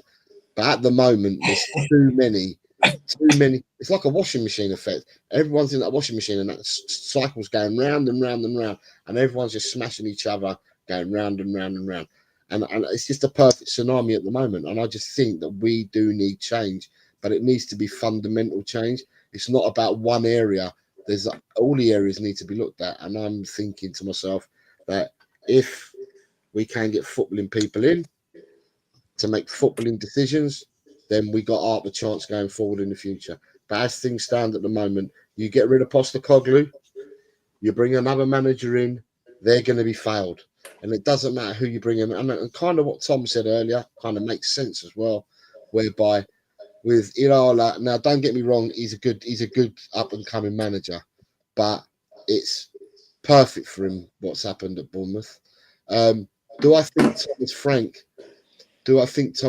is a better fit at Tottenham? I don't personally believe Thomas Frank is. I don't think Iraola is. I don't think Silva is. I think they're perfect for the clubs that they are at. Hertzler at Brighton, I think they're perfect for the clubs that they're at. We need to look outside the box and not look at the managers that are there at the moment in the Premiership. There could be other managers that have previously managed in the Premiership that we could look at, but I would look outside the box and not look at the same fundamental names, because if the club stays as it is and nothing changes, it's going to be the same rinse and repeat. We're going to get the same problems, or they'll end up with the same problems further down the line that all our managers have. Yeah, this is a good time to plug the channel, actually, because like it's been fantastic. Yeah. I mean, we've got 30 of you viewing us now, which is great. It's gone up to Jose. 32, whatever. If you like the content, please subscribe to the channel, give the videos a thumbs up, leave a comment, and please also spread the word. We're a relatively new group. We've been going about 8 or 9 months. We're doing fine. We're doing fine. But like, obviously, we want to grow. That's why we're here, and we want to like be able to like bring you content that you like. We hope you like the content that we've brought you tonight. Ian's done an excellent job on this show already, and we're going to continue obviously for some minutes more. Yeah, so that's just basically and get over to Eltel Cockerell as well. Jose runs a fantastic show, does a predictions league and all that. And I wouldn't have the patience to do what he does. I mean, he does a fantastic job there. So get over to Hotel Cockerel. And yeah, thanks again to all of you that stuck with us. And back to you, Ian. Yeah. Tom, let me bring you in because, I mean, sorry, I'm just about to press a button and some the things came out. I'll move that. We're going to end up with Southgate. Tom, part of the problem I suspect is there's no standout candidate, and maybe those standout candidates that are there, maybe like Arne Slot, would turn us down because people have seen too often the problems of working with Levy, the lack of budget, maybe a lack of ambition, the fact that it seems to be a graveyard even for the top managers. Let's say, because I actually made a banner that we may as well go on to this. I may as well show this. We go out on Thursday, and Ange could be named manager of the month on February and be fired on Friday on the same day. I mean, it's a little bit ironic. I'm sure that even Spurs PR would work out that wouldn't be a particularly good look. But I just think we're at the end. I just don't see how we can turn it round. So let's work on the basis that Ange, if he goes on Friday or Saturday or Monday of next week or at the end of the season, come August next year or come July next year, we have a new manager in place. Who is that going to be? I don't know, to be honest with you. I think a lot could depend on who the owners are. If it's still the same owners it is now, you know, and new owners come in, then everything changes, doesn't it? Really, because you don't have the stigma associated with the club. Because the stigma that's associated with the club is ultimately associated with the owners, and that's the problem with it. You could. There's so many things they could go down. They could try Iraola, but again, is he going to leave Bournemouth if Bournemouth have potentially Europa, if not maybe even Champions League or whatever it might be next year? Would you? Would I? What if I was Iraola? Oh, absolutely not. Everything's going so well for you. Like, you know, move into Tottenham when that's just a complete disaster step, isn't it? Like, it can only really go wrong. Like that, which is so sad to kind of say.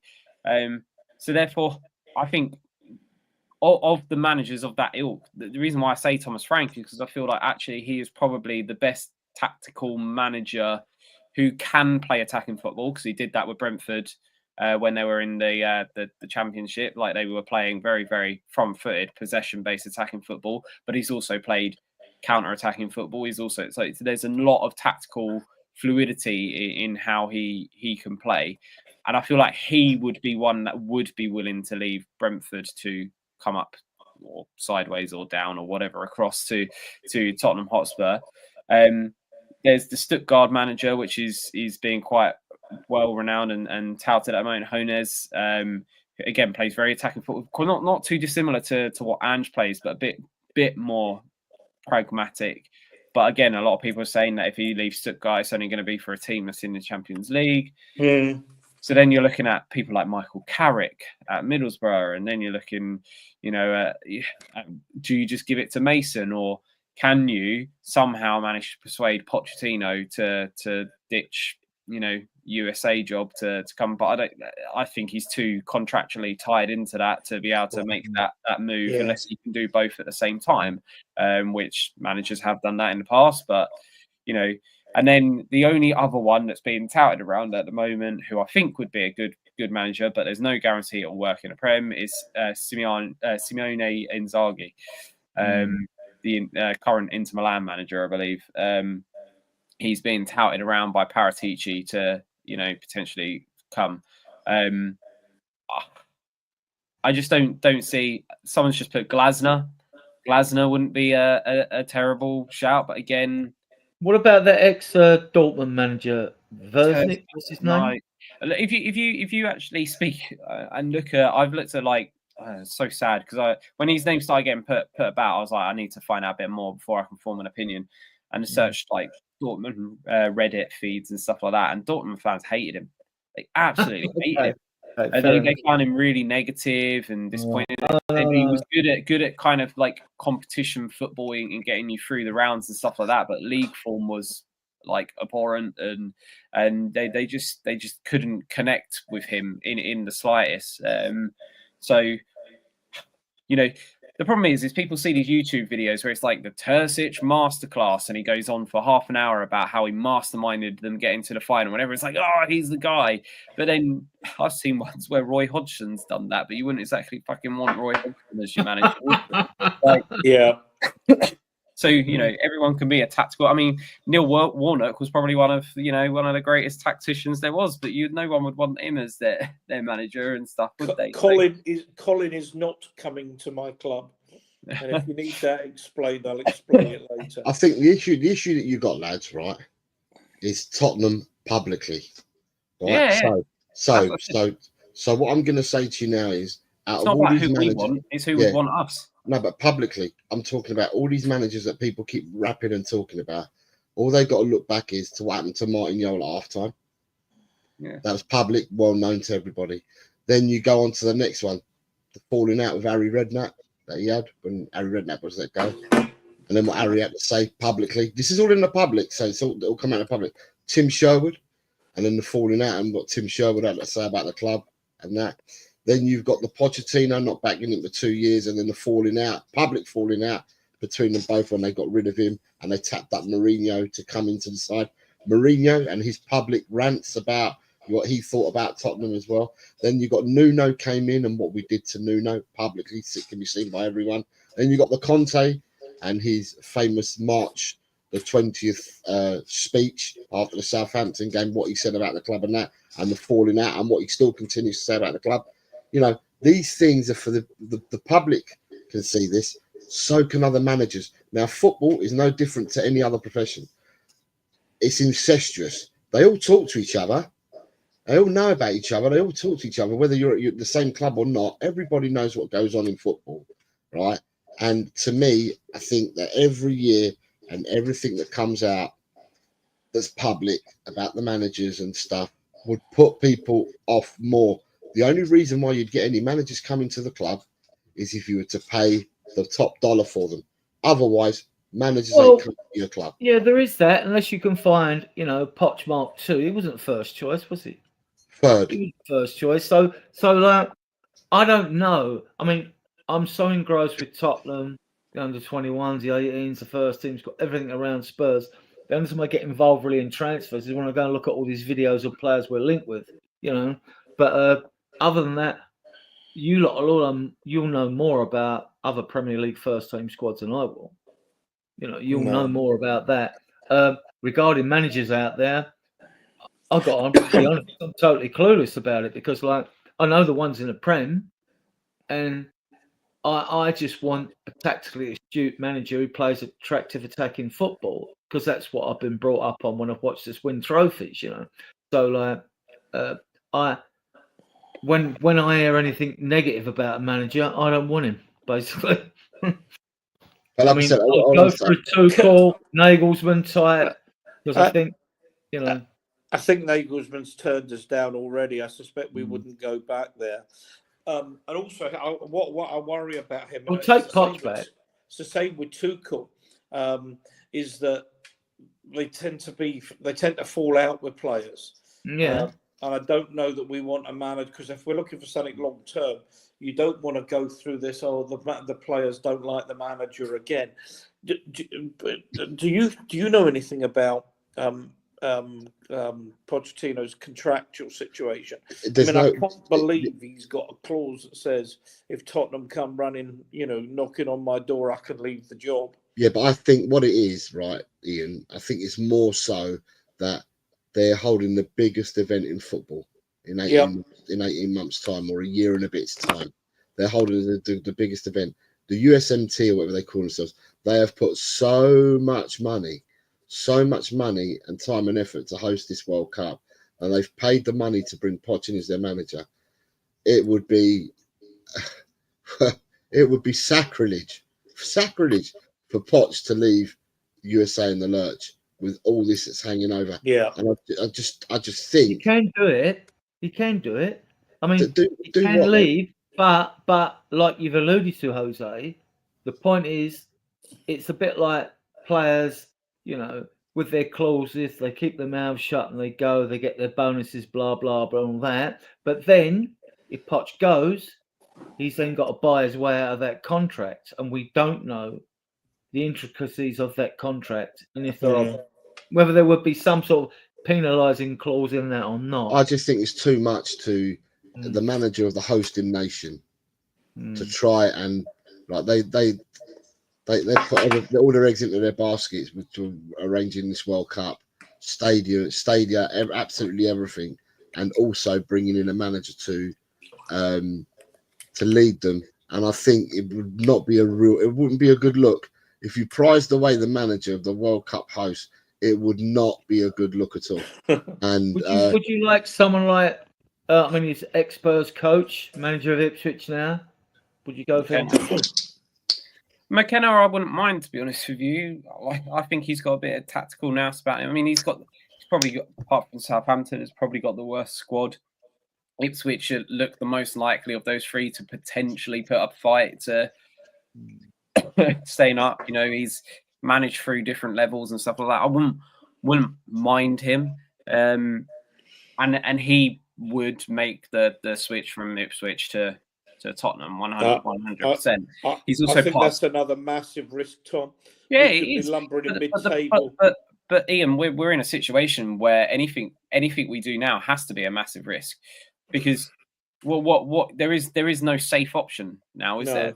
The safe option, I guess, is Podge, but even that comes with risk, because actually you don't know how much water under the bridge there is with that whole falling out. If he's coming back to work with the same board, a board which apparently only Levy really particularly liked Poch, and stuff like that. So again, the biggest issue at the club and is the board, and if they can't see that, people aren't going to come. Being a favourite, actually, to come in. Actually, I really do. All right, can I throw a name in there? I mean, I've come to the conclusion that as long as Enoch and Levy are there, it's deck chairs on the Titanic, if I'm honest. I think Levy doesn't have the mentality to develop the football club. It's as much their reputation now, Ian. It's as much the reputation they've made for themselves that it's going to hold everything back from this day forward. I couldn't agree with you more. Let me chuck a name in there. Don't throw mine in, whatever you do. Jose Garcia. Tom Clark for manager. From Racing Santander. Deportivo La Coruña. Banco Sabadell. Banco Sabadell. Sorry, that's where I've got my account. What's Jurgen Klopp going to be doing next season? He's part of Red Bull Group. He's head of the Red Bull Group now. He's head of the football development and everything of the Red Bull group. I don't think now that he's made that step, Tom, right, to be the head of Red Bull. I don't think he'll go back to management, to be honest. No, I don't. I think he's taken that step above management level now. That I don't think he'll come back and manage again now, Klopp, to be honest. Yeah. I wonder how Klinsmann is. No. No, Okay, not for fair me. enough. People in America and people that have been managed by him say that he is tactically inept. You've done one of them. Say. I mean, he was credited with the initial phases of the German national team movement before Yogi Low or whatever his name was kind of took it over. He was credited with starting that movement, but obviously not being able to finish it. So that's every problem. I think ultimately this is the none of us can pick a name that we're all kind of. No. Well, actually, I've got a name. I think you hit the nail on the head with Inzaghi. I know who you're going to say. Because I know who am I going to say? Who am I going to say? Does it begin with an X? Yeah, it begins with an X. It damn straight. The only man I think is decent for our job is Xavi. Xavi. Yeah. Xavi will play. He'll get you playing football, and he does promote youngsters. He's proven track record of it. And he's Sorry, I missed who is Xavi. that? Xavi, the ex-Barcelona midfielder. Xavi. Oh, yeah, okay. Where is he at the moment? I lose track. Nowhere. He was in Saudi Arabia. He stopped. He's out of work. He was at Barcelona in Saudi, and he's now out of work. And he is a player with a proven track record of youngsters. And where's Alonso now? He's in Germany, isn't he? Whoever we he's a Bayer Leverkusen, Xabi Alonso. Work. But yeah, I mean, I'd take. I think Inzaghi's a good call. You know, we've talked for 15 minutes about names. That's probably the first one you're going. You know what? That makes a lot of sense. Tom, you've heard me say Xavi before, obviously. Eh? Yeah, no, but he's also someone that I've been thinking about. My one concern with Xavi is whether or not it transitions across to the English game and stuff. But you never know, do you? Like, unless you give it a try. And Spurs are at a point where any move we make has got to be a risk. Right, Spurs have got two options. They make a safe move in the summer. They do nothing. So they've got three options. Sorry, they do nothing and they stick with Ange. They do a safe move and they go with Southgate, or they try and do something risky and they go with a Xavi or something like that, because they're not going to get, the players, the managers in that, ultimately would make a massive, massive difference. Xavi is a person who could make a massive difference, but does come with an element of risk of. Can I ask you a question though? When we got Postecoglou, there were a number of people that were hostile. Who the fuck is Postecoglou? What has he ever done? Mickey Mouse leagues, etc., etc. Xavi is a name. World Cup winner, Euro Champions winner, multiple Champions Leagues, multiple Spanish titles, and he won the title with Barcelona as their manager. Speaks Spanish and English, which all the best people do, right, Jose? They're the two. Well, apart from Mandarin, they're probably the two most spoken languages in the world. Joking apart. Looking even at the chat, we're listening to us. Xavi is a name that would unite the fan base, and that's a real start. Yeah, I don't think he would come to us though. That's the biggest problem. Yeah. Okay, Tom, start Monday, mate. Realistically, do you think he would come to Tottenham Hotspur in this present moment in time?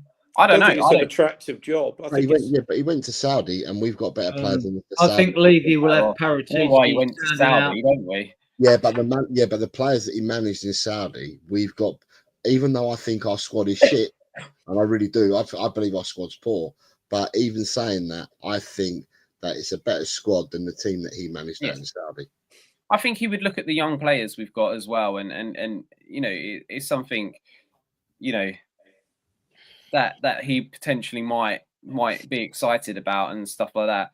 I think Gus has put like Xavi, McKenna or Scott Parker. They're your kind of like Scott Parker. I mean, he's got a great defensive record with Burnley in the thing, but obviously it didn't really work for him at Bournemouth or Fulham where he was at before and stuff. So that's always going to be. I'm not sure that's a manager that. This is Ashley Postecoglou, by the way. This is Angie's mum.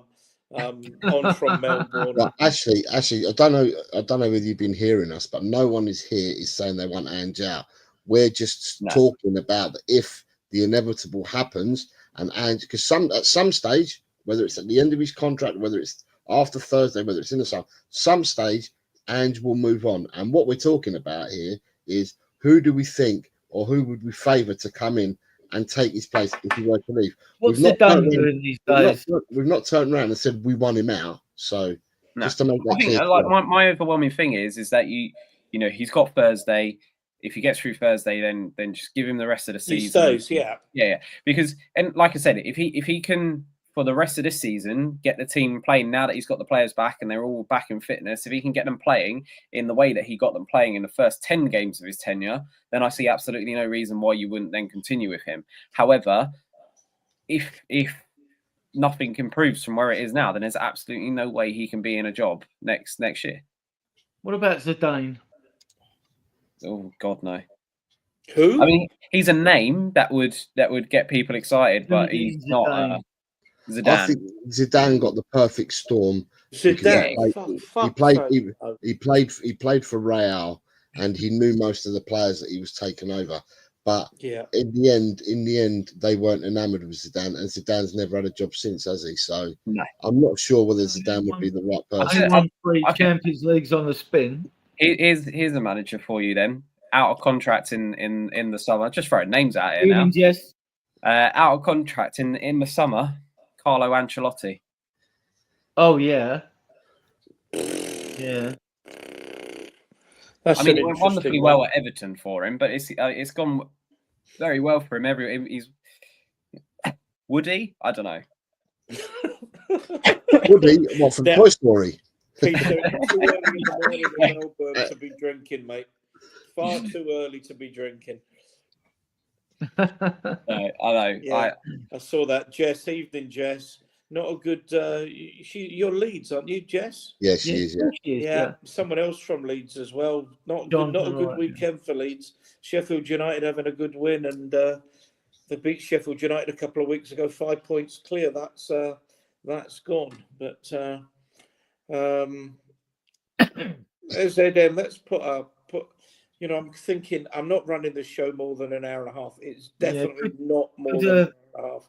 But people keep coming on and people keep making interesting points. But Mr. Girona's message, Mancini, Xavi, yeah, Irola, yeah. Howe, I don't think there's a cat in hell's chance. Why would he leave Newcastle? No.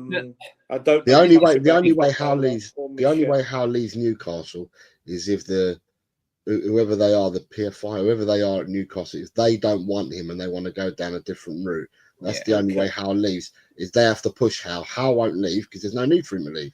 He only goes if he gets pushed. Yeah.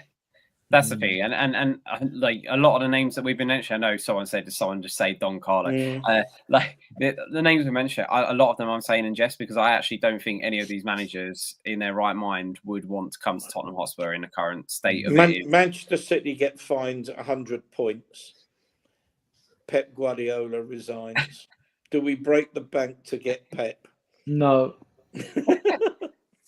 I just think he's done and dusted, isn't he? We've got 37 viewers here. It's fantastic. I think Pep Guardiola, after the Man City gig, I think Pep Guardiola hangs it up or he becomes an international manager. That's it. Yeah. Well, no, he's already said when he signed that new contract that, like, basically, if he knows Man City going to get relegated, he's staying with them to get them back up. Yeah, but I'm saying that this will be the last gig. Football club side, I think that this would be Guardiola's last gig. I don't think he'll manage. I don't think once he finishes whenever he does at Man City, I don't think he moves to another club. I think he goes to either retire because he's done it, or he becomes a national manager. But I don't see him club managing after Man City. Or he becomes the Wrexham manager when they get promoted.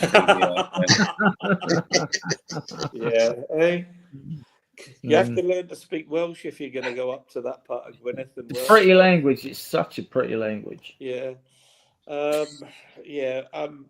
says we missed an opportunity with Arne Slot. I mean, he turned us down last season. We didn't miss an opportunity. He turned us down. That's what I've heard. The other thing is he picked up a group of players that were just one step away from taking that extra step, and he has made them better. He has taken them on another level, but they were ready to take that step. We're not ready to take that step, and this season, unfortunately, we've gone backwards. Where we'd be, listen, who knows where we would be if Slot had come. Maybe we'd be challenging for the league, or maybe we'd be mid-table crap like we are at the moment. Who knows? Yeah. Okay, we've run over 2 hours. I turn into a pumpkin if I go more than 2 hours, 5 minutes. So, fine. I mean, it's interesting. What's interesting, we start later, and of course, people come in from different parts of the world. We've got 34 viewers at the moment. I'm on the golf course tomorrow. Tom, you don't work on a Monday. That's why you like doing a Sunday night. Yeah, you've got a fair bit of work on, haven't you? Eltel, brilliantly. You've just done exactly what I wanted to do. Put your own thing up there as well. just before you do, I'll go that. Just the last point from Ashley. Who knows if Ange had the Liverpool squad? You know what? We could argue about it all night and we never come to a conclusion. Please, if you haven't liked and subscribed to the channel, I hope you've enjoyed the chat. Certainly, there's been plenty of comments from you in the chat so you've enjoyed our chat and discussion. And Eltel Cockerell, I know a number of you would have come in through that. So if again, our people, make sure you go on to Eltel Cockerell and like and subscribe. And again, go back. Those of you that are watching through Eltel Cockerell, please come on to Die Hards and support our channel as well. That's what I've done literally. You know, so yeah, It's been great. okay. It's been great.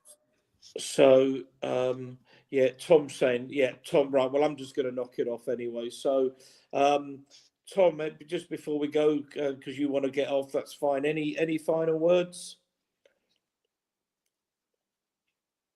Oh, You're muted. I'm mute. Sorry, it's because I was coughing. I was muting myself because I was coughing. No, like end of the day, I just hope we put in a performance on Thursday and we get through to the next round. We will.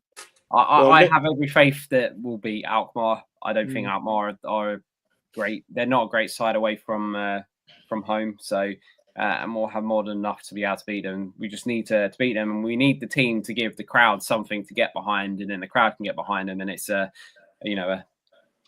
ever going on cycle. So yeah, with any luck, we'll put in a performance, we'll win that game, we'll get through, and then we'll see what happens from there.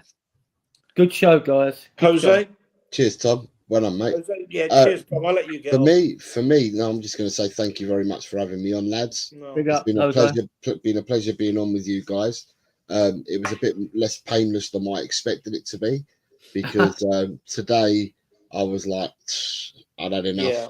At 4 o'clock this afternoon, I had a chill with the family afterwards, which relaxed me into coming in on the show tonight. Thank you everyone for watching, whether you've watched on here on Spurs Die Hards, whether you came through on Eltel Cockerell, and to all the people listening to us on X as well, because I put it out to X as well. So yeah, if the people on X, if they care to come to YouTube and support Spurs Die Hards. Yeah. And also, if you could, come to YouTube and support Eltel Cockerell. That'd be great. Thank you very much for listening to us on the panel. The next show's coming on. Yeah, we've got a show Tuesday. We'll obviously discuss this game and preview AZ Alkmaar, and we'll see what's happening on the transfer window, all the BS that surrounds us with that. I mean, I made a list of players already. I think it's at about 23 that we've been linked with. It's totally ridiculous. But I'd like everyone's opinions on, how we should progress, what positions are our priorities in the transfer window, blah, blah, blah. Anyway, we get into it, okay? Every position. It's been a great show. Yeah. Look, really enjoyed it from my point of view. Thank you, all of you in the chat. Been tremendous getting your comments. Yeah, I mean, may you live in interesting times, I think was the Confucius saying. Yeah, I think it's been a good show. I hope you've all enjoyed it. We'll play out now, guys. I'll see you, Tom. If you want to head off, it's fine. We'll play out with Dreams of Desire, if for no other reason than let's stay optimistic, and let's hope next week we're not talking about being out of the Europa and maybe a defeat to Fulham. So come on, you Spurs, guys. Come on, you Spurs. Thanks,